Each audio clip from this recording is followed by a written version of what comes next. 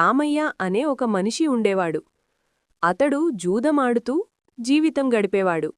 భార్యను పిల్లలను పట్టించుకునేవాడు కాదు.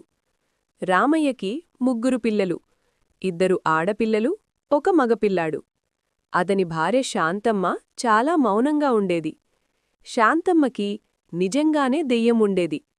ఆ విషయం ఊరిలో అందరికీ తెలుసు.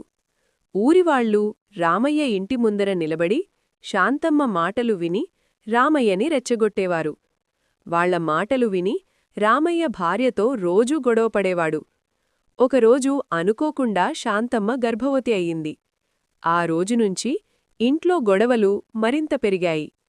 ఇంటి పరిస్థితులు ఆమెను పూర్తిగా కుంగదీశాయి. ఒకరోజు ఆమె ఆత్మహత్య చేసుకోవాలని నిర్ణయించుకుంది. ఆ రోజు ఆమె తన చిన్న కూతుర్ని తీసుకొని పొలానికి వెళ్ళింది.